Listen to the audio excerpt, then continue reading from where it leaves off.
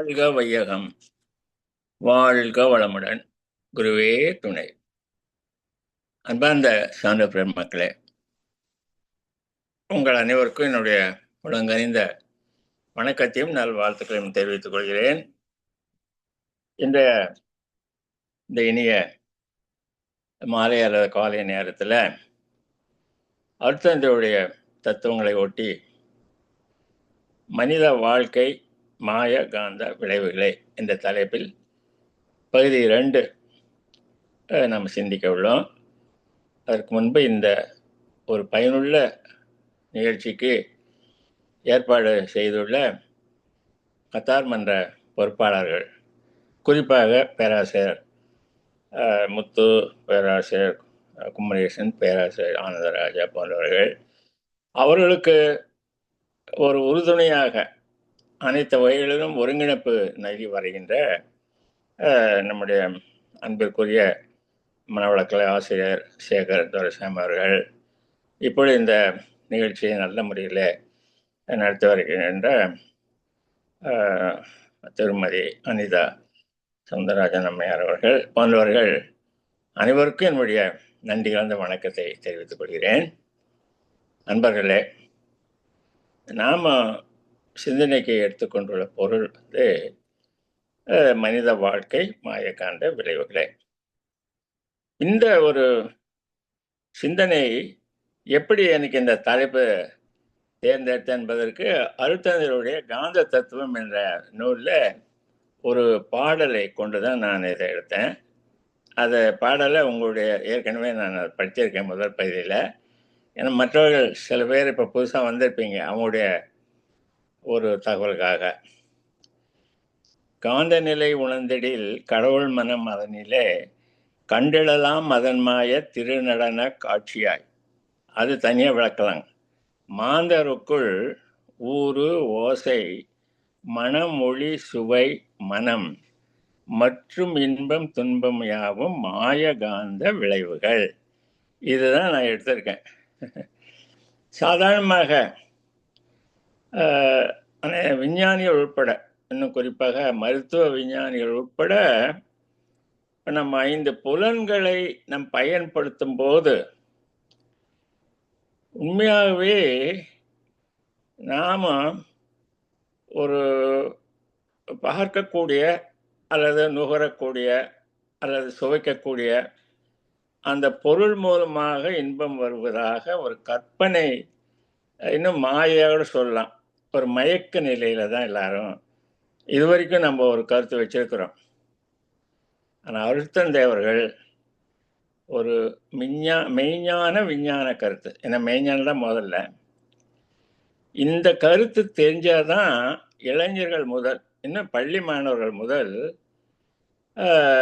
இந்த விளக்கத்தை ஒட்டி தன்னுடைய வாழ்க்கையை சீரமைத்து கொண்டால் அவர்களுடைய புலன்களை 100 ஆண்டுக்கு கூடுதலாக நலமாக வைத்து கொள்ள முடியும்.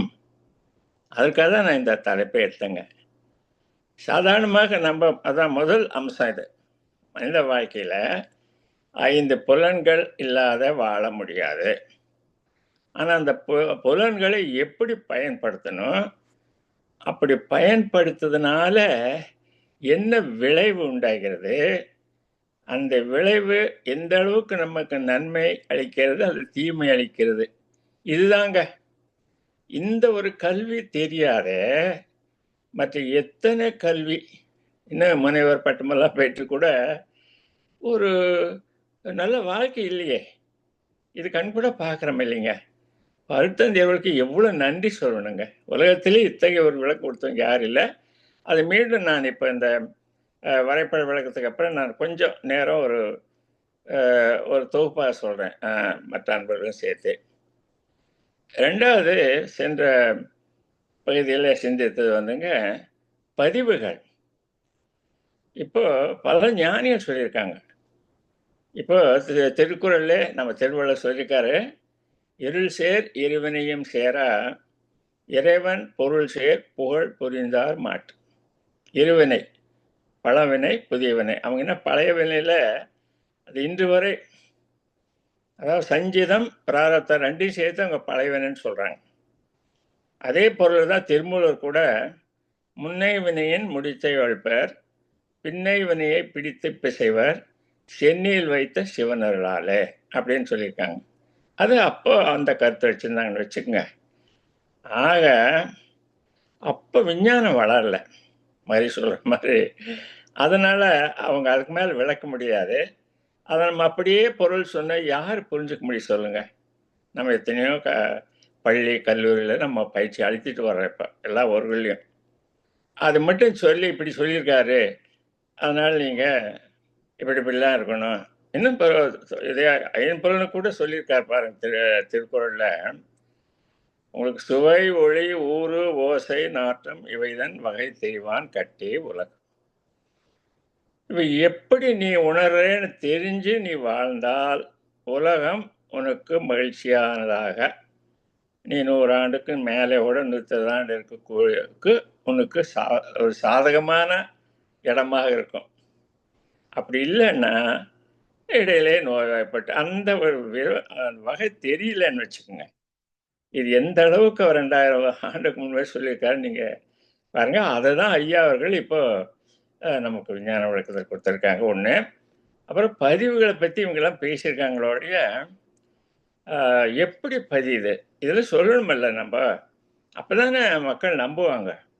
இப்போ நீங்கள் இது மாதிரி ஒன்று செய்கிறப்ப இப்போ பேசுகிறீங்க, உங்கள் குடும்பத்திலே ஒரு கணவர் ஒரு மனைவியிடம் ஒரு சில வார்த்தைகள் அவங்க மனசு புண்பட மாதிரி பேசுகிறாருன்னு வச்சுக்கோங்க. அப்புறம் அது எந்த அளவுக்கு இவருக்கு திரும்பி வரணும் அவருக்கு தெரியாது. அதுதான் இப்போ நாம் இன்னைக்கு சிந்திக்கக்கூடிய செயல் விளக்கத்தில் அது எப்படி ஒரு விஞ்ஞான விளக்கம் நமக்கு அருட்தந்தையர் கொடுத்துருக்காங்கன்னு நம்ம தெரிஞ்சிட்டோம்னு வச்சுக்கோங்க, வாழ்க்கை பூராவும் நம்ம அப்படி நடந்துக்க மாட்டோம். இப்போ கூட மனைவி நல வேட்புழாவில் நம்முடைய மதிப்பிற்குரிய பேராசிரியர் முத்து அவர்கள் ஒரு உரையாற்றினாங்க. நான் கூட அதை கேட்டேன், நல்லவரவே எனக்கு. இருந்தாலும் அவர் எப்படி ஒரு கணவன் மனைவி இடையே ஒரு நல்ல இனிய உறவு காக்க வேண்டும் பற்றி நல்ல விளக்கம் கொடுத்தாங்க. அது போல் இது நம்ம கையில் தான் இருக்குது. பெரும்பாலும் அவர்கள் சரியில்லை, அவர்கள் நடந்து கொள்ளக்கூடிய முறை சரியில்லை, அவங்க தப்பாக பேசுகிறாங்க, அதனால் நான் இப்படி நடந்து கொண்டேன்றவங்க தான் ஒரு 90 விழுக்காடு மனிதர்கள் சொல்கிறாங்க. அது இல்லை, நாம தான் திருத்தி கொண்டோன்னு வச்சுக்கோங்க. அவங்க எப்படி இருந்தாலும் அதை பற்றி கவலை இல்லை, நான் மகிழ்ச்சியாக இருப்பேன், நான் அவங்களுக்கு அன்பு காட்டுவேன், அந்த அளவுக்கு நாமும் இனி உறவு காக்கலாங்க. இப்போ இந்த வரைபடம் மட்டும் கொஞ்சம் காமிங்கம்மா. என்ன போன வகுப்பில் நான் அதை விட்டு போச்சு, இப்போ நான் உங்களுக்கு எல்லாரும் காமிக்கிறேன். ரைட், ரொம்ப நன்றி. இது வந்துங்க எல்லாரும் தயவு செய்து இந்த பயிற்சியில் கலந்து கொண்டுவார்கள். இன்னும் இதனுடைய பதிவை பார்ப்பவர் கூட இது தயவு செய்து பாருங்க. இது எந்த நூலையும் இடம்பெறலை. ஆனால் அருட்தந்தையர்கள் தனிப்பட்ட முறையில் சில பேராசிரியர்கள் அவருடைய அறையில் பேசிகிட்டு இருக்கும்போது அவர் ஒரு ஸ்லேட்டில் வரைஞ்சி இது மாதிரி எங்களுக்கு விளக்குனாருங்க. அதை தான் நான் எல்லோரோடும் பகிர்ந்து கொள்கிறேன். இப்போ நீங்கள் பார்த்தீங்கன்னா இப்போ ஒரு வட்டம் பார்க்குறீங்க, அதில் உங்களுக்கு எல்லாரும் தெரியும். இப்போ பிரம்மஞான மூச்சுக்கு தான் பெரும்பாலும் இருப்பீங்கன்னு நான் நினைக்கிறேங்க. அதில் என்ன முதல் வரி, இறைவெளியே தன்னிருக்க சூழ்ந்தெழுத்தும் ஆற்றல் இதன் திணிவு மடிப்புல சுழலும் நுண் விண்ணாம். ஒரு காலத்துல இந்த பேரியக்க மண்டலமே இல்லை, வெறும் சுத்த வெளி தான். அந்த சுத்த வெளி தன்னையே இறுக்கி கொண்டு, அதான் இந்த கினமேட்டிக் குவரிங் சொல்லுவாங்க, தன் அதிர்வு வெளியிருந்து வரல, தன்னுக்குள்ளேயே ஒரு அதிர்வு ஏற்படுத்தி அது ஒரு காலகட்டத்தில் அது சொல்லுவாங்க பீஸாக வந்துச்சு. அதுபோல் இறைத்துகளாக ஒரு ஃப்ராக்மெண்டட் தானே அது சிறு சிறு துகள்களாக பிரிந்தது அப்படின்றது தான் அந்த பிரம்மஞான பாடனுடைய ஒரு விளக்கம்.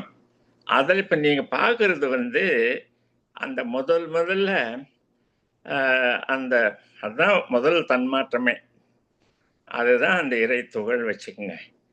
அது நம்ம உயிரினத்தில் உயிர் துகளை வச்சுக்கலாங்க. ஆச்சுங்களா? இப்போ அது பாருங்க, அந்த அந்த பேரியக்க மண்டலம், அதுக்கு அப்பால எல்லையற்ற சுத்தவெளின்னு நம்ம துரியாயத்துல சொல்றோம். அப்ப பேரியக்க மண்டலம் உட்பட எங்கேயப்போ இருக்கு. ஆனா வேற எதுவுமே கிடையாது. அவ்வளோ பெரிய ஆற்றல் அந்த சிறு துகள் மேல எல்லா பக்கமும் சூழ்ந்தெழுத்தும் ஆற்றல். அப்படி இருந்தும், அது தன்னுடைய ஒரு நிலையை தக்க வைத்துக் கொள்கிறது. இத நினைவு வச்சுக்கங்க. அதுதான் அதுக்கு பேரே சக்தின்னு பேர் வச்சிருக்காங்க. சிவம், சக்தி. அது மட்டும் இல்லைங்க. அதுதான் ஒரு கட்டடத்துக்கு செங்கல் எப்படி பயன்படுதோ, அதுபோல ஒவ்வொரு ஒரு உயிரற்ற பொருள் எடுத்துட்டாலும் சரி, இப்போ ஓரறிவு முதல் ஆறறிவு கொண்ட மனிதன் வரைக்கும் இட் இஸ் எ பில்டிங் பிளாக்னு சொல்லலாம். அதாவது அந்த உருவத்தை கட்டுவதுன்னு சொல்லலாம். மகிழ்ச்சி சொல்வார். அந்த கட்டமைப்புக்கு இதுதான் அடிப்படை. எந்த பொருள் எடுத்தாலும், எந்த உயிரினம் எடுத்தாலும், உடல் இந்த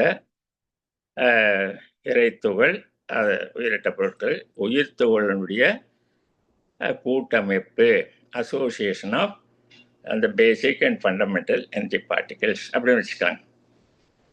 இது பார்த்துங்க, இதனுடைய சிறப்பு. இன்னொன்று பாருங்க, இப்போ அந்த சுத்த வெளின்றது ஆல் சைட் டிரான்ஸ்பரண்ட். ஆனால் இதுவும் அப்படிதான் இருக்கும். இப்போ நீங்க பார்க்குறீங்கன்னா, இது ஏதோ ஒரு வட்டம் நினைக்காதீங்க. இது ஒரு ஒரு கிளாஸ், ஒரு குளோப் மாதிரி ஒரு பந்துன்னு வச்சுங்க. பந்து பந்து எல்லாருக்கும் தெரியும், கோள வடிவம். அதே கண்ணாடி. கண்ணாடின்னா நம்ம பார்க்குற நம்ம பயன்படுத்துகிற கண்ணாடி கெட்டியாக இருக்குது. அது இது எப்படின்னாங்க, அதை எது வேணா உள்ள நுழையலாம். இது எங்கே வேணா நுழையும். அதுதான் பெனிட்ரபிள், பர்மியபிள்.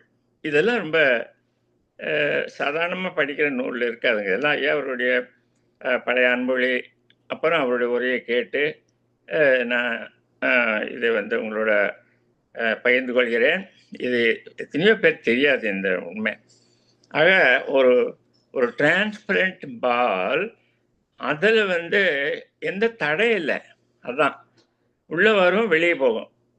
ஒரு எடுத்துக்காட்டா, அதை சுற்றி இருக்கிற சுத்த வெளி அழுத்துறது மட்டும் இல்லாமல் உள்பக்கம் வரைக்கும் வரும். அது பாருங்க, உள்ள நிற்கும். அதுதான் நம்ம சுத்த வெளி உள்ள இருக்குன்னு நான் சொல்லி போட்டிருக்கோம் ஒரு புள்ளி. ஆக இதெல்லாம் நோ டைமென்ஷன். நம்ம ஏதோ ஒரு ஒரு ஒரு இதுக்காக நம்ம இப்போ ஒரு வரைபடம் போட்டிருக்க மொழிய, இதெல்லாம் எந்த ஒரு மைக்ரோஸ்கோப்லாம் கண்டுபிடிக்க முடியாது. அது ஒன்று சரிங்க. ஆனால் அது இல்லைன்னு சொல்ல முடியாது. அதுதான் எல்லாத்துக்கும் அடிப்படை. இப்போ அதில் என்ன இருக்குன்னா, வெளியில் உங்களுக்கு எல்லாருக்கும் தெரியும், பிரம்மஞான வகுப்பில் கேட்டிருக்கோம். அதனுடைய 4 தன்மையில் வட்டாயற்பு, பேராற்றல், பேரறிவு, காலம். அந்த வட்டாயற்பு அது எவ்வளவு தன்மாற்றம் பெற்றாலும் அதனுடைய அளவு குறையாது, அது தெரியும். காலம் என்பது வேற ஒன்றும் இல்லைங்க, ஒரு தன் அதிர்வில். இப்போ ஒரு குழந்தை உருவாகுதுன்னா, ஒரு மாசத்துல ஒரு உருவம், 2வது மாசத்துல இப்படி உருவம், இதெல்லாம் இருக்குது மனவளக்கலை 3 நீங்கள் பெண்ணின் பருமை என்ற அந்த ஒரு தலைப்பில் இருக்கக்கூடிய கட்டுரை படித்து உங்களுக்கு தெரிஞ்சுக்கலாம். ஆக அந்த பல லட்சக்கணக்கான அதிர்வில் அந்த மாற்றம் ஏற்படுது தான் காலத்தை பற்றி. அது வருது. காலம் என்பது கண் சிமிட்டும் நேரம், தனியாக நம்ம வச்சுக்கலாம். ஆனால் சிறப்பு அம்சங்கள் ஒன்று அறிவு, விரைவு. 2 தான். அந்த விரைவு இப்போ சுழன்று கொண்டிருக்குது. அது இப்போ நம்ம உடம்புல எடுத்துக்கிட்டால் உயிர்த்துகள், அது உள்ளே இருக்கிறது சுத்தவனுடைய தன்மையாகிய அறிவு நான் போட்டிருக்கேன். ஏன்னா அறிவு என்பது சுத்தவனுடைய அவருடைய இயங்கும் நிலை. இது அவருடைய பாடல்ல அருள் பேராற்றல் அன்பு குரல்ல நான் அடிக்கடி சொல்லியிருக்கேன். அறிவாக என்னுள்ளே அமர்ந்து இயங்கிக் கொண்டேன். அதாவது அது நிலையானது. அது அசையாது. ஆனா அறிவாக வெளிய போகும். அத நீங்க மனசுல வச்சுக்கங்க. வேணா கேள்வி பதில் நிகழ்ச்சியில் நான் விளக்கம் குடுக்குறேன். அப்ப இந்த ஒரு வரைபடத்துல நம்ம என்ன தெரிஞ்சுக்கணும்னா, அந்த முதல்ல தன்மாற்றம் பெற்ற அந்த உயிர்த்துகள், அந்த உயிர்த்துகள்ல அ உள் மையமாக இருக்கிறது தெய்வம் தான், அந்த சுத்தவெளி. அதனுடைய ஒரு தன்மையாக அறிவு. அடுத்தது வாங்கம்மா, ஜீவகாந்தம். ஆ அடுத்தது ஆமா. இது அதை விட ரொம்ப தேவையானது நமக்கு. என்னங்க, இப்ப காந்தத்தை பத்தி நம்ம பேசும்போது, காந்தம் எப்படி உண்டாகுதுன்னு நம்ம தெரிஞ்சுக்கணும்ல. அதுல சிறப்பாக இப்போ அதே வட்டத்தை ஞாபகம் வச்சுக்கோங்க. அதே அந்த உயிர் துகள் அது சுத்த விளைப்பு. நம்ம உடம்புலேயே எடுத்துக்கொண்டா கோடிக்கணக்கான உயிர் துகள் தனி, அது சொல்லுவார தன் விரைவு கொண்ட ஒரு சுதந்திர ஃப்ரீ பார்ட்டிகிள்ஸ்ன்னு கூட இங்கிலீஷில் சொல்லுவாங்க, ஆங்கிலத்தில். அதனால அது பாட்டு சொல்லிட்டு தான் இருக்கு. அந்த அளவுக்கு அதுக்கு ஒரு ஆற்றல் சுத்த வெளி இருக்குது. நான் அதுக்கு மேலே ஒன்றும் பண்ண முடியாது. அந்த அளவுக்கு அது நெருக்கியாச்சு ஆச்சுங்களா. ஆனால் அப்படி என்ன ஆகுதுன்னா, சுத்த வெளி சூழ்ந்த அழுத்தம் சூழ்ந்த அழுத்திக்கிட்டது. அப்போ சுழலும் போது ஒரு ஃப்ரிக்ஷன் ஏற்படுது, ஒரு உரசல். அதான் நம்ம காட்டியிருக்கேன் அந்த வலது பக்கம். அந்த உரசல்னால என்ன ஆகுதுன்னா, ஒரு அலை வெளியில் வருது. அதுக்கு தான் சாதாரண மக்கள் புரிஞ்சுக்கிற மாதிரி நம்ம கத்தி மற்றவெல்லாம் சாணம் பிடிக்கும் போது எப்படி அந்த பொறி பொறியாக வருதோ அதை சொல்லுவாங்க சாமிஜி. ஆக இது பாருங்க, அந்த விரிவலையானது இந்த சுழல் அலை அளவுக்கு ஆற்றல் கிடையாது. அது அவ்வளோதான். வந்த உடனே அந்த சுத்தவெளியுடைய அந்த ஆற்றல்ல அடங்கி போகுது. இன்னும் சொன்னோம்னா கரைஞ்சு போகுது. அந்த அந்த சுழல் அலையின் வெளியே வரக்கூடிய விரிவலை சுத்த வெளியோட கலந்து தான் காந்தம் உண்டாகிறது. இது நீங்க பல அருட்தந்தருடைய சொற்பொழிலும் இப்போ ஒவ்வொரு நாள் நீங்க படிக்கக்கூடிய வாழ்க்கை மலர்லையும் நீங்க இதை நீங்க படிச்சிருப்பீங்க. ஆனா இந்த விளக்கத்தோட படிங்க. இனிமே எப்படி அந்த சுழலினுடைய விரிவலை சுத்த வெளியோட அது இந்த படம் பார்த்தபோது இப்போ தெளிவாயிடுச்சு. ஏன்னா சுற்றி இருக்கிறது சுத்த வெளி. அந்த விரிவலை எங்கே போகும்? சுத்த வெளியோட கரைஞ்சு தான் போகும். அதுக்கு அந்த அளவுக்கு தனியாக நிற்காது. அது ரெண்டும் சேர்ந்ததாங்க ஜீவகாந்தம். இது தெரிஞ்சிட்டுமா? இந்த ஜீவகாந்தங்க இப்போ நம்ம இன்னைக்கு பேசுறது எல்லாமே இதே வான்வெளியில் நடத்துனா இறைத்தொகள்னு சொல்கிறோம். இறைத்தொகலில் இந்த மாதிரி ஒரு ஆய்வு ஏற்பட்டு அது வான்காந்தம்னு சொல்கிறோம். இவ்வளவுதான் வேறுபாடு. இப்போ இந்த ஜீவகாந்தத்தை பற்றி ஒரு சில குறிப்புகள் நம்ம தெரிஞ்சுக்கலாங்க. ஜீவகாந்தமானது தான் நம்ம 5 புலன்கள் மூலமாக அழுத்தம், ஒலி, ஒளி, சுவை, மனம், அப்புறம் மனம் அப்படியே வருதுன்னு வச்சுங்க. அழுத்தந்தருடைய விளக்கம் இன்னும் ஒரு 50 ஆண்டுலையோ அல்லது நூற்றாண்டு கடைசியிலையோ உலகம் முழுவதும் இந்த ஒரு கருத்து நிச்சயம் பரவணும். நம்ம முடிஞ்ச நம்ம முயற்சியை நம்மளும் செய்யலாங்க. ஏன்னா அதுதான் உண்மையாக தான்.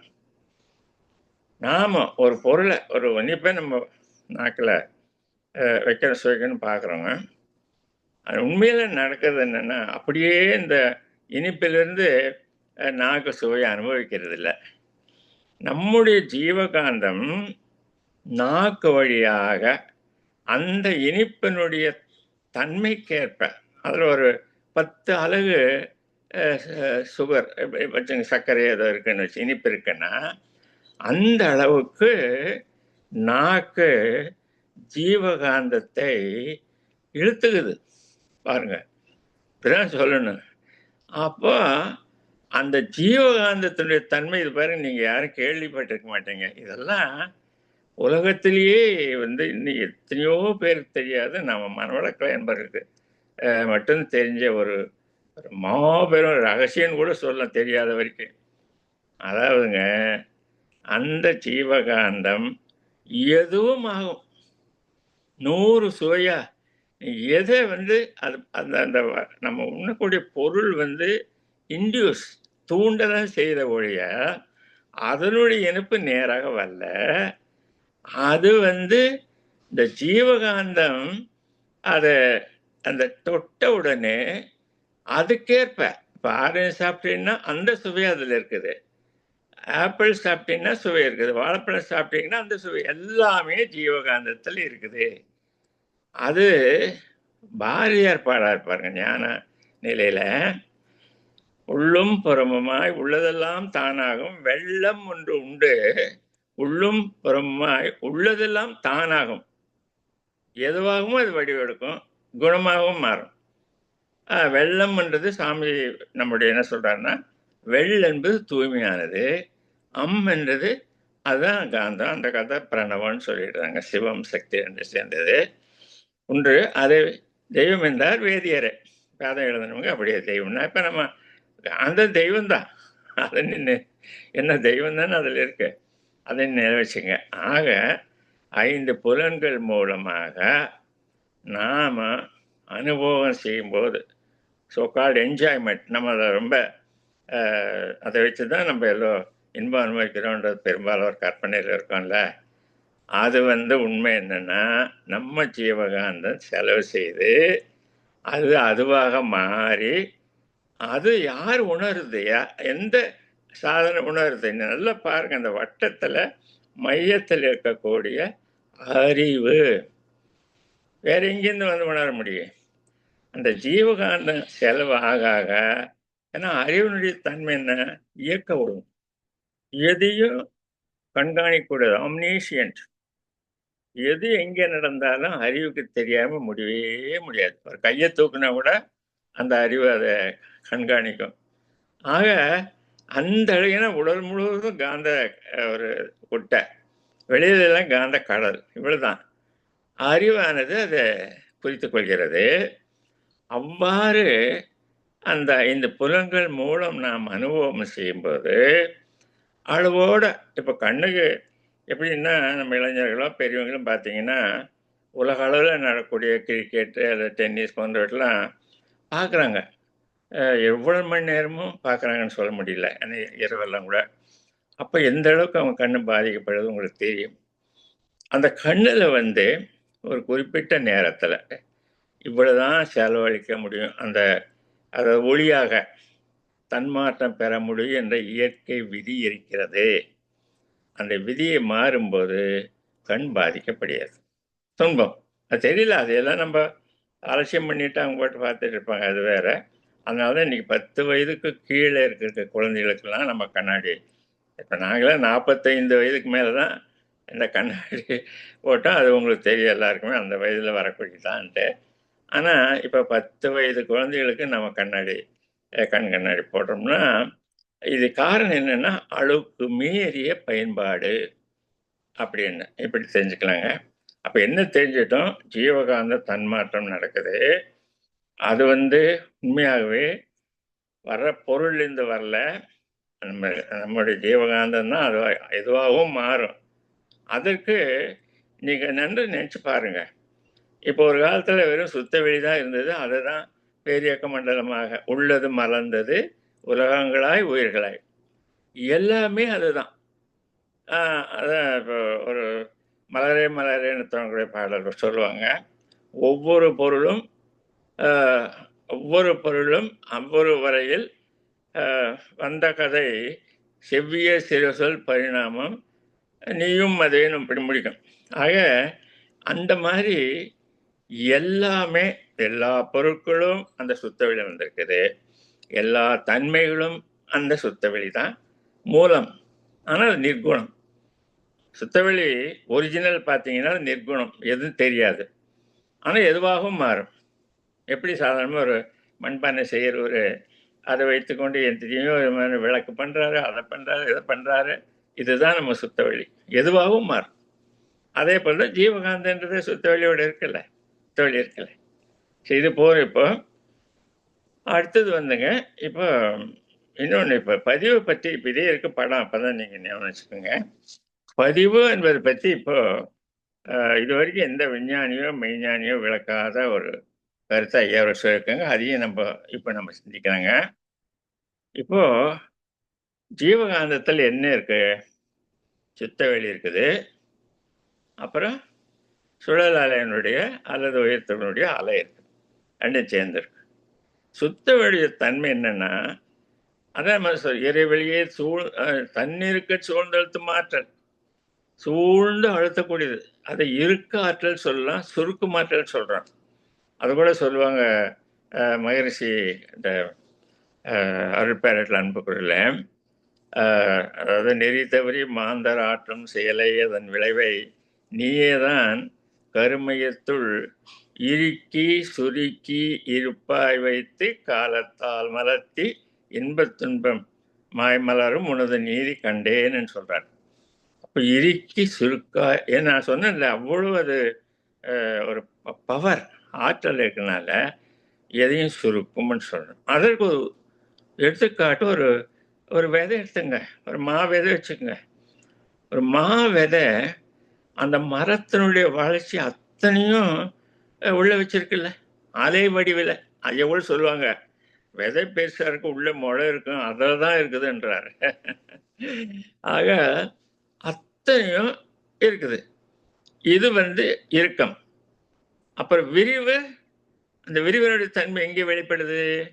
மீண்டும் நீங்க முளைக்க போட்டீங்கன்னா அது கொஞ்சம் கொஞ்சமா அந்த தாய்மரம் எப்படி வளர்ந்ததோ அதே போல அப்புறம் அதனுடைய ஸ்டெம்மு, தண்டு, இலை எல்லாம் அதே அந்த இலை எப்படி இருந்தோ அதே மாதிரி இலை அது இருக்கு பார்த்துங்களேன். அந்த வடிவம், அதனுடைய மனம் எல்லாம் கடைசியில் மறுபடி பூ, சின்ன பிஞ்சுகள் வரும், காய் வரும், அப்புறம் பழாது. பார்த்தீங்களா? ஆக காந்தத்தில் இருக்கிற ரெண்டு தன்மைகள், ஒன்று சுருக்கும், இன்னொன்று விரியும். இதே தான் நம்மளுடைய வினைப்பதிவுன்னு சொல்கிறோம் இல்லையா, அதில் நடக்குது. இப்போ பாருங்க, அதான் இன்னைக்கு நான் சொல்ல வரேன். மகிழ்ச்சி அவர்கள் அந்த அருள் பேராற்றல் அன்பு குரல் அப்படின்ற ஒரு நூலில் சொல்லியிருக்காங்க பாருங்க.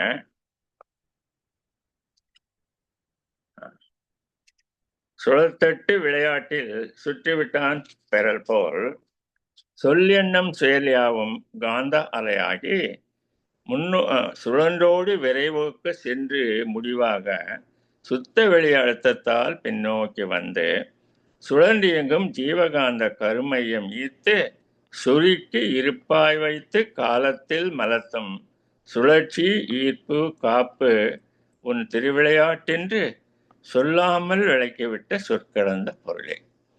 பார்த்தீங்களா? ஆமாம், கரெக்டு. நானே கேட்டேன். ரொம்ப நன்றிம்மா. இது பாருங்க, இப்போ அந்த பதிவை பற்றி தெரிஞ்சதுனால இப்போ உங்களுக்கு எளிதாக தெரிஞ்சிடும். இன்னைக்கு அதான் இன்னைக்கு நம்ம பொருளே அந்த எண்ணம் சொல் செயல் இல்லாத வாழ்க்கை இல்லை. காலையிலேருந்து இரவு தூங்குற வரைக்கும் பார்த்துங்க, எத்தனையோ எண்ணங்கள் வருதுன்னு இப்போ ஆராய்ச்சியால் சொல்கிறாங்க. ஆனால் மனவளக்கலை பயின்றவர்களுக்கு அவ்வளோ எண்ணம் இல்லை, ரொம்ப குறைவு தான். எங்களை போன்றவர்களுக்கெல்லாம் அதிகம்னா ஒரு 10-20 எண்ணங்கள் தான் வரும், அதுக்கு மேலே தேவையில்லை. ஆனால் பொதுவாக பயிற்சி பெறாதவர்களுக்கு ஏதோ எண்ணம் வந்துட்டு இருக்கு. ஆக அந்த மாதிரி ஒரு எண்ணம் வந்தாலும் சரி, அதே மாதிரி சொல் ஒருத்தருக்கு என்ன இறைவன் கொடுத்த ஒரு வரம், மனிதனுக்கு பேசக்கூடிய ஒரு ஆற்றல், பேசினாலும் சரி. அப்புறம் செயல், 5 புலன்களை கொண்டு 5 பொறிகள், கை கால் இவற்றை கொண்டு ஆற்றக்கூடியது செயல்கள்னு சொல்கிறோம். இது எல்லாமே காந்தத்தோட தொடர்புக்கு. நீங்கள் பாருங்க, எண்ணம் என்பது தெரியும், மனம். நான் இப்போ முதலே பார்த்தேன், ஜீவகாந்த அலை தான் அது. ஜீவகாந்த அலை தான் மனம், அதனுடைய செயல்பாடு தான் எண்ணம். அதனால அது எல்லா நம்முடைய கருமையத்தில் வரப்படுது. கருமையத்தில் ஒருத்தர் பற்றி இப்போ நம்ம வாழ்த்துறோம் ஒவ்வொரு நாளும். அந்த வாழ்த்து என்ன ஆகுதுன்னா நம்ம கருமையத்தில் போய் சேரும். அதுக்கு மனசுலேயே வாழ்த்துறேன்னு வச்சாலும் சரி, இல்லை சொல்லால் நம்ம வாழ்த்துறோம், வாழ்க்கை வம்புடன்னு சொன்னாலும் சரிங்க, அது அப்படியே என்ன ஜீவகாந்தத்தினுடைய ஒரு தன்மாற்றம் தான். இப்போ சொல்லால வாழ்க அப்படின்னு நீங்க சொன்னீங்கன்னா, ஜீவகாந்தம் தான் சொல்லாக நாக்கு மூலமாக அங்கே தன்மாற்றம் பெறுகிறது. ஜீவகாந்தம் இல்லாம முடியாது. அது தெரிஞ்சுக்க. அந்த மாதிரி அதான் எல்லாத்துக்கும் கருமையம் தான் எல்லாத்துக்கும் மையம். அங்கே போய் பதிவாகும். இது வந்து ஒரு நேர்மறை எண்ணம், பாசிட்டிவ் தாட். உங்களுக்கு ஒரு பூரிப்பை கொடுக்கும். எது நல்லது எண்ணீங்கன்னா, நமக்கே அந்த கருமையத்திற்கு வந்து இப்ப எல்லா உடல் முழுக்க காந்தத்துல அத பரவி உடலுக்கே ஒரு பூரிப்பை கொடுக்குங்க. ஒருத்தர வாழ்த்துறோம். இப்ப வாழ்த்தும்போது இந்த பாடல்ல இருக்க மாரி அத தெரிஞ்சு வச்சுங்க. சுழல் தட்டு விளையாட்டு. அதுக்கு ஒரு விளக்கம் குடுக்குறேன். அடுத்து வந்து எப்படி தெரிஞ்சான்னு தெரியல. ஆஸ்திரேலியால அந்த சுழத்தட்டு என்பது இருக்கிறதுன்னு சொல்றாங்க. அது எப்படின்னா, நீங்க வீசி எறிஞ்சீங்கன்னா, அது போக வேண்டிய இடத்துக்கு இப்போ ஒரு மாங்காயை பறிக்கணும்னா, போய் கரெக்டா சரியா அந்த மாங்காய் அத கட் பண்ணிட்டு, மீண்டும் யார் எறிஞ்சாங்களோ அவர் கைக்கு வந்துரும். அந்த மாதிரி அது அந்த கருவியிலேயே ஒரு அமைப்பு இருக்குன்னு வச்சுக்கங்களேன். அந்த மாதிரி ஒரு அமைப்பு. இதுதான் சரியா பயன்படுத்துறா பாருங்க. அதே போல நீங்க ஒருத்தர வாழ்த்துனீங்கன்னா, அவருடைய கருமையத்துல போய் சேர்ந்து, ஒரு நல்ல பூரிப்பை குடுத்து, அந்த பூரிப்பான அலை மீண்டும் உங்கள தேடி வருது. அது சொல்றாரு பாருங்க. "சுழன்று இயங்கும் ஜீவகாந்த கருமையம் ஈர்த்து" அப்புறம் சொல்றாரு. மகரிஷி இத பத்தி விளக்கம் சொல்லும்போது, நம்ம கருமையத்தில செல்லக்கூடிய அலை, அத மீண்டும் அதே இடத்துக்கு வரக்கூடிய அளவுக்கு ஒரு அடையாளம் கண்டு வருது பாருங்க. அதுதான். இப்ப பறவைகள் எல்லாம் இந்தியாக்கெல்லாம் போகுது ஐரோப்பாலேருந்து. மீண்டும் அவனுடைய இடத்துக்கே வர மாரி, அது ரைட். இது வந்து நம்முடைய எண்ணம் அலை, அங்க போயிட்டு திரும்பி நம்ம கருமையத்துக்கு வந்து சொல்றாரு பாருங்க. அந்த கருமை ஈர்த்துடும் அத. சுருக்கி இருப்பாய் வைத்து காலத்தில் மலர்த்தும். நன்மைகள கொடுக்கும். இப்படியே நீங்க வாழ்த்தி, வாழ்த்தி எல்லாரையும் வாழ்த்துறீங்க, உலகத்த வாழ்த்துறீங்க. அதெல்லாம் உங்களுக்கு நல்ல பதிவாகி, உங்களுடைய பர்சனாலிட்டின்னு சொல்லக்கூடிய அந்த ஆளுமை திறன், அறிவாட்சி தரம் என்று சொல்றாங்க. அதை உயர்த்தும். ஒரு மிகச்சிறந்த ஒரு மனிதராக நம்ம வாழ்வதற்கு அந்த பதிவுகள் உதவுகின்றன. அதுக்கு தான் சொல்றாரு அப்ப, சுழற்சி, ஈர்ப்பு, காப்பு உன் திருவிளையாட்டென்று சொல்லாமல் விளக்கிவிட்ட சொற்களந்த பொருளே. பாருங்க. இது எப்படி வார்த்தையால் விவரிக்க முடியும்? அது இறைவனுடைய செயலான இறைவனுடைய நம்ம திருவிளையாடல்ன்னு சொல்றாங்க. பழகமுடன். ஆக நாம எண்ணம், சொல், செயல்ல விளைவறிந்த விழிப்பு நிலை நாம காப்பாத்தணும். அந்த விழிப்பு நிலை இருந்தது இல்லைன்னா, நம்ம திருவள்ளுவர் சொல்லியிருக்காங்கங்க. கனி அ அதாவது "கனி இருப்ப காய் கவர்ந்தற்றுன்ற" மாரி, நம்ம நல்ல வார்த்தைகளே பேசி, மக்களோட நல்ல நட்பை நம்ம வளர்த்துக் கொள்வதை விட்டு, ஒரு மனித ஒரு புண்படுற மாரி சொன்னோம்னா, இதுக்கு நேர் மாறா தான். ஒரு குடும்பத்திலயோ, அல்லது வெளியிலயோ யாரோ ஒருத்தர் வந்து ஒருத்தர் சொல்லால சொல்ற ஒருத்தர்ட்ட பேசும்போது கடுஞ்சொல் வந்துடுதுன்னு வச்சுங்க. அலுவலகத்திலேயே ஒரு அலுவலரை வச்சுங்க. அப்ப அவர்ட்ட வேலை பணி செய்யக்கூடியவர்ட்ட, "நீங்க சரியில்ல. எப்போ இதே மாரி தப்பு பண்றீங்க?" ஏதோ ஏதோ அவர் மனசு புண்படுது. அது உண்மையிலேன்னு வச்சுக்கங்க.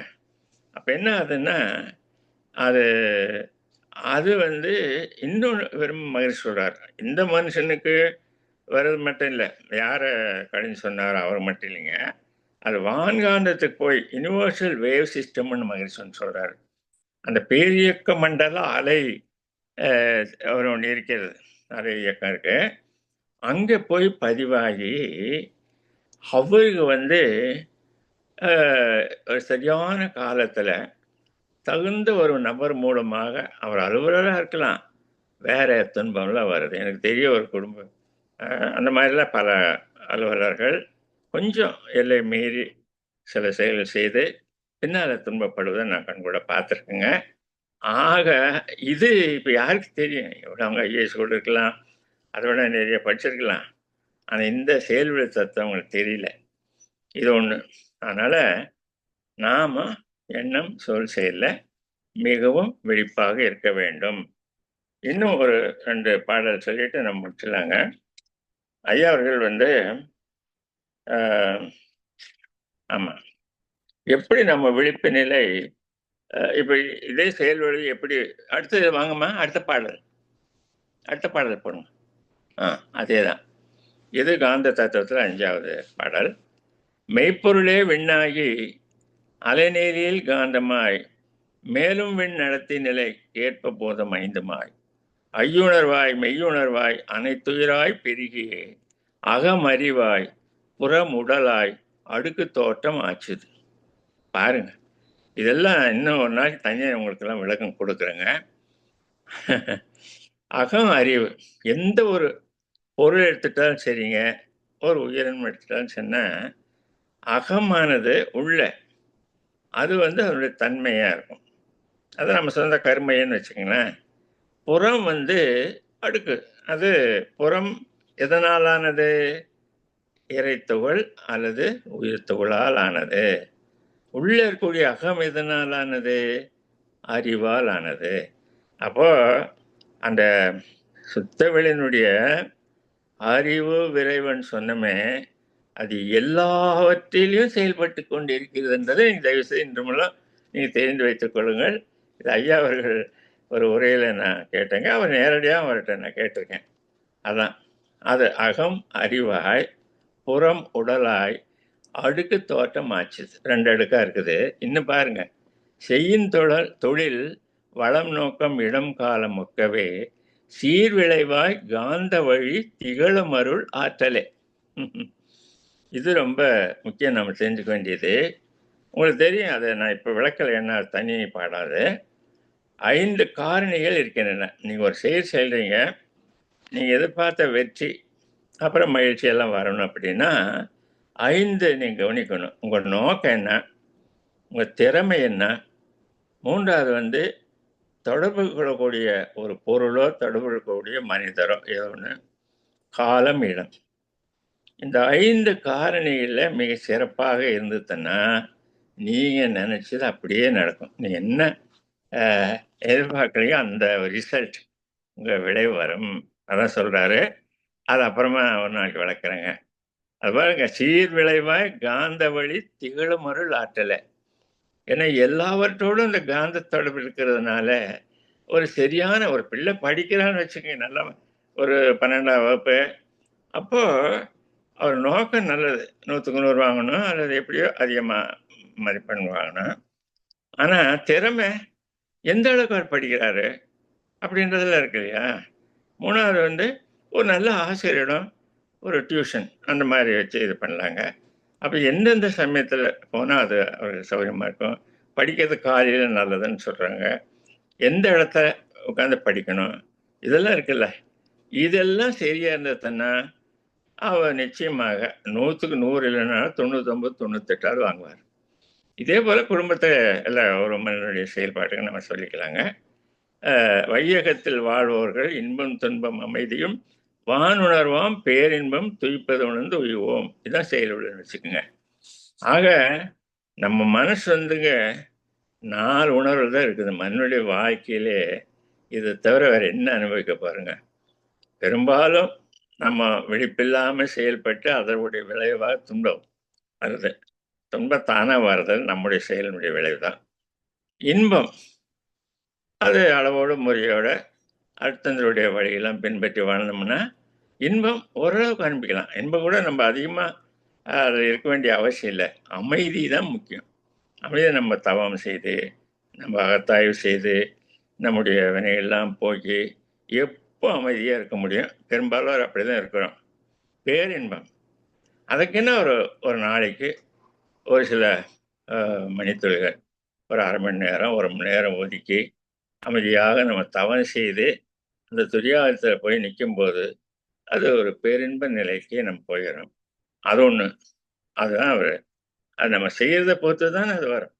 என்ன செயல் செய்கிறோமோ அதுக்கு தகுந்த மாதிரி இந்த 4 உணர்வுகள் நம்ம பெறலாம். என்ன கடைசியாக அந்த ஒரு பாடம் சொல்லிட்டு முடிச்சுலாங்கம்மா. என்ன நேரமா சொல்லுங்க டைமு? ஐயா இன்னும் ஒரு 5 மினிட்ஸ் இருக்கலாம் ஐயா. அதுக்கப்புறம் கேள்வி டைம் இருக்கா இல்லையா? இருக்குங்க ஐயா, இருக்குங்க. அப்ப ரைட், அதோட முடிச்சிடலாங்க. ஏன்னா நான் கடிகாரம் பக்கத்தில் எடுத்துக்கல. வாழ்வமுடன். அடுத்த பாடல் வாங்கம்மா. ஆ,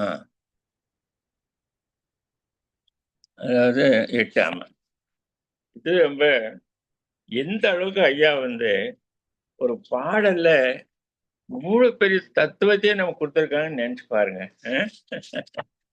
இதெல்லாம் நீங்க ஒவ்வொருத்தரும் மனப்பாடம் செஞ்சுக்கணும். நாங்கெல்லாம், நான் சொல்லியிருந்த ஏற்கனவே ஒரு உரையில சொன்ன மாதிரி, அடுத்த நிகழ்வு அமெரிக்கால இருந்து நாளை மறுநாளே கொடுத்து இதெல்லாம் நீங்க மனப்பாடம் பண்ணுன்னு சொன்னாங்க. அப்போ இது 90ல 1990 மனப்பாடம் பண்ணது இப்போ எனக்கு இருக்கு. இருந்தாலும் ஒரு தவறில்லாம இருக்கணும்ன்றது தான் நான் அப்படி பார்த்து சொல்றேன் உங்களுக்கு. இறை உணர்வால் அறநெறி தழைக்கும். இதுதான் நம்ம வாழ்க்கையினுடைய குறிக்கோள். எப்போ இறைவனோடு இருக்கணும், அறநெறி வாழ்க்கை வாழணும் சொல்றாரு. இறைநிலையும் அதநிலையும் காந்தமாய் மலர்ந்துள்ள பார்த்துட்டோம். எங்கும் எப்பொருளிலும் எவ்வுயிரிடத்திலும் மறைப்பொருளாய் அமர்ந்திருப்பது மனித செயல் அனைத்திலும் மாறின்றி தவறின்றி மதிக்கும் விளைவு ஆகலும். மதிக்கலைனாலும் இறைவனுடைய செயலை மதிக்கதான் வேணும். ஆக எந்த தவறு இருக்காது இறை கொடுக்கக்கூடிய விளைவில். அப்புறம் இந்த முறை விளங்கி கொண்ட பின் மனம் தீயது என்னமோ, எப்படி சொல்றாரு பாருங்க, மற்றவர்க்கு தீங்கிழைக்க மலருமோ படை செயல். என்ன தெய்வீக வார்த்தைகள் தான் இதெல்லாம். ஆக இதெல்லாம் நீ தெரிஞ்சுக்கிட்டீங்கன்னு இந்த செயல் தத்துவம் இதெல்லாம் எப்படி மற்றவர்களுக்கு தீங்கிழைக்க முடியும். இன்னும் பார்த்தீங்கன்னா நம்ம அந்த பிரம்மஞானத்தில் புரிஞ்சுட்ட மாதிரி ஒவ்வொரு மனிதனும் அடித்தளத்தில் இறைவன் தான். இறைவன் போய் நம்ம துன்புறுத்தலாமா? இந்த எண்ணம் வந்தாலே போதுங்க. வெளியில் எப்படியான இருக்கிற பதிவு காரணமாக ஒருத்தர் எப்படியோ நடந்துக்கிறாரு, எப்படியோ பேசுறாரு, அது வேற விஷயம். ஆனா நம்ம இந்த உண்மை உணர்ந்தவர்கள், அவர்கள் அடித்தளத்தில் the core factor is divine. அப்போ தெய்வத்தை நீ ஒருத்தர் போய் நீங்க ஒரு தவற ஒரு வார்த்தை சொன்னீங்கன்னா, தெய்வத்தை நீங்க தெய்வத்தினிடம் சொல்றீங்கன்னு நீங்க நினைச்சீங்கன்னா எப்படி அந்த தப்பான வார்த்தை சொல்வீங்க? ஒரு கணவர் மனைவிட்டையோ, மனைவி கணவர்கிட்டயோ, அது குழந்தைகிட்ட கூட, அதுவும் தெய்வம் தானுங்க. அதான் சொல்றாரு. இப்படி தெரிஞ்சிட்டீங்கன்னா அந்த மாதிரி ஒரு எண்ணம் கூட வராது. அதான் திருவள்ளுவர் சொல்றாரு, உள்ளத்தால் உள்ளலும் தீதே பெரும்பொருளை கள்ளத்தால் கல்வே மெனில். அது கல்வ மட்டும் இல்லை, எந்த எண்ணமும் ஆக மற்றவருக்கு தீங்கிழைக்க பழிச்செயல் வரும். கடைசியில் சொல்றார் பாருங்க, நிறைநிலையின் நினைவோடு நீதி அன்பு அறநெறி நேர்மை நீக்க காந்த ஞானம் வழி நெறி விளக்கம் வாழ்விலை. பாருங்க, நம்ம கடைசியில் ஒரு மனிதன் எப்படி இருக்கணுன்றதை சொல்லிட்டாரு. நீதி, மேன் ஆஃப் ஜஸ்டிஸ். தனக்கு ஒரு நீதி, இன்னொருத்துக்கு ஒரு நீதி கிடையாது. இல்லை, இப்போ ஒரு அன்பு, அறநெறி, நேர்மை, ஸ்ட்ரெயிட் ஃபார்வர்டுன்னு சொல்லுவாங்க. இவையெல்லாம் நிற்கணும் அப்படின்னா இந்த காஞ்ச ஞானத்தின் மூலமாக எல்லா தத்துவம், இறை தத்துவம், செயல்விழ தத்துவம் எல்லாம் தெரிந்து கொண்டால் அத்தகைய வாழ்க்கை வாழலான்னு முடிச்சிருக்காங்க. எனவே இதோட நான் இந்த நிறைவு செய்கிறேன். தொகுப்பாக நாம் இந்த காந்த ஒரு தத்துவத்தை சாதாரணமாக ஒரு மேலோட்டமாக நம்ம அகத்தாவெல்லாம் படிச்சிருக்கோம், அது போதாது. இந்த மாதிரி ஆழ்த்தனுடைய கவிதைகள்லாம் நல்லா படித்து உரைகளை கேட்டு அன்பு கூர்ந்து நம்ம ஆழமாக புரிந்து கொண்டோம்னா நம்முடைய வாழ்க்கை மிகச்சிறந்த வாழ்க்கையாக அமையும். அது என்ன திருவள்ளுவர் சொல்கிற மாதிரி, வையத்தில் வாழ்வாங்கு வாழ்வார் வானூரியம் தெய்வத்தில் வைக்கப்படும். உங்களுக்கே தெரியாது, பெரும்பாலும் நீங்கள் வாழ்கிற வாழ்க்கை தெய்வீக வாழ்க்கை. ஆனால் வேற சொல்லாதீங்க. இப்போ கணவர், ஒரு மனைவி நல்ல இது மாதிரி இருக்காரு, கணவர் அந்த அளவுக்கு இன்னும் பயிற்சி வரலன்னா அவர்கிட்ட போய் நான் ஒரு தெய்வீக வாழ்க்கை வாழன்னு சொன்னால் அவருக்கு அவர் ஒரு மாதிரி நினைப்பார். யார்ட்டையும் சொல்ல வேண்டாம். ஆனால் நம்ம இந்த இறை உணர்வோட அறநெறி வாழ்க்கை வாழ்ந்தால் அதுதான் வாழ்வாங்க வாழ்க்கை. அதை நம்ம எல்லாரும் வாழ்க முடியும். அருட்தந்தருடைய அவருடைய பயிற்சிகளை செய்து அவருடைய தத்துவங்களை நம்ம பின்பற்றினால் என்று சொல்லி இத்தகைய ஒரு நல்வாய்ப்பு அருளிய கத்தார் மன்ற பொறுப்பாளர்களுக்கும் அவரோடு இணைந்து செயல்படக்கூடிய அனைத்து அருளாளருக்கும் நன்றி கூறி நல்வாய்ப்புக்கு நன்றி கூறி என்னுடைய உரையை நிறைவு செய்கிறேன். அனைவருக்கும் நன்றி. வணக்கம். வாழ்க்கை.